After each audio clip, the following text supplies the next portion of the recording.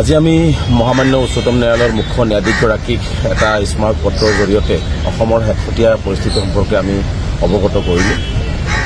আপোনালোকে জানে যে অসমৰ হিমন্ত বিশ্ব শৰ্মা চৰকাৰে যি ধৰণে অসমৰ সংখ্যালঘুসকলৰ ওপৰত নিৰ্মম অত্যাচাৰ চলাইছে আৰু বিশেষকৈ উচ্ছেদৰ নামত যি অমৰণীয় পৰিস্থিতি সৃষ্টি কৰি সংখ্যালঘুসকলক গুলীয়াই হত্যা কৰাৰ যি প্ৰৱণতা আৰম্ভ কৰিছে, ইয়াৰ বিৰুদ্ধে আমি ইতিমধ্যে দিল্লীত আন্দোলনৰ কাৰ্যসূচী গ্ৰহণ কৰিলোঁ। দিল্লীৰ বিভিন্ন পক্ষক আমি অৱগত কৰিলোঁ আৰু শেহতীয়াভাৱে সোণাপুৰত যি দুজন মানুহক গুলীয়াই হত্যা কৰিলে, 30জনতকৈ অধিক মানুহক আহত কৰিলে, এই কথা বাৰ্তাবিলাকে আচলতে অসমৰ সংখ্যালঘুসকলক আতংকিত কৰিছে আৰু এই মুহূৰ্তত অসমৰ সংখ্যালঘুসকলে হিমন্ত বিশ্ব শৰ্মাৰ নেতৃত্বৰ চৰকাৰখনত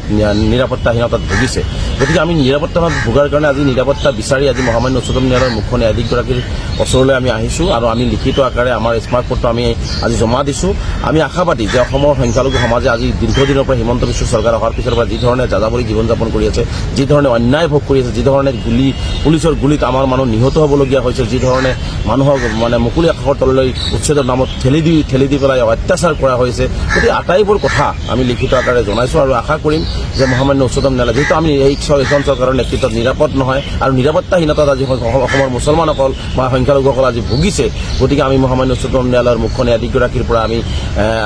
এটা আশা কৰিছোঁ যে অন্ততঃ উচ্চতম ন্যায়ালয়ৰ মুখ্য ন্যায়াধীশগৰাকীয়ে অসমৰ সংখ্যালঘুসকলৰ ন্যায় নিৰাপত্তা আৰু অধিকাৰ সুৰক্ষিত কৰাৰ ক্ষেত্ৰত আৰু চৰকাৰখনৰ অমানৱীয় অত্যাচাৰ অমানৱীয়ভাৱে মানুহক হত্যা কৰাৰ যি প্ৰৱণতা এইটো বন্ধ কৰাৰ কাৰণে এটা পদক্ষেপ গ্ৰহণ কৰিব। এই আশালৈ আমি আজি মহামান্য উচ্চতম ন্যায়ালয়ৰ মুখ্য ন্যায়াধীশগৰাকীক আজি স্মাৰক পত্ৰ প্ৰদান কৰিছোঁ আৰু আমি স্পষ্টকৈ জনাইছোঁ যে আমাৰ কথাখিনি ইতিমধ্যে আমি মহামান্য উচ্চতম ন্যায়ালয়ৰ মুখ্য ন্যায়াধীশগৰাকীকো জনালোঁ, আমি ৰাষ্ট্ৰীয় মানৱ অধিকাৰ আয়োগক জনালোঁ, মহিলা আয়োগক জনালোঁ, শিশু আয়োগক জনালোঁ আৰু সকলোকে জনাইছোঁ। বিভিন্ন ৰাজনৈতিক দলকো আমি কথাখিনি অৱগত কৰাৰ চেষ্টা কৰিলোঁ আৰু ইয়াৰ পিছত আমি অসমত গৈ আমি অসমৰ ৰাইজৰ ন্যায় নিৰাপত্তাৰ কাৰণে আৰু অধিক গণতান্ত্ৰিকভাৱে আন্দোলনৰ কাৰ্যসূচী গ্ৰহণ কৰিম, কাৰণ আমি যিকোনো মূল্যৰ বিনিময়ত আমাৰ অধিকাৰখিনি আমাক লাগিব আৰু যি ধৰণে অন্যায় হিমন্ত বিশ্ব শৰ্মা চৰকাৰে কৰি আছে এইটো বন্ধ হ'ব লাগিব আৰু সংখ্যালঘুসকলৰ যি নিৰ্যাতন চলিছে এইটোও বন্ধ হ'ব লাগিব আৰু ইয়াৰ পৰিপ্ৰেক্ষিতত আমি অসমত গৈ পৰৱৰ্তী পৰ্যায়ত আৰু ব্যাপক গণ আন্দোলনৰ কাৰ্যসূচী বিভিন্ন ধৰণৰ কাৰ্যসূচী আমি গ্ৰহণ কৰিম।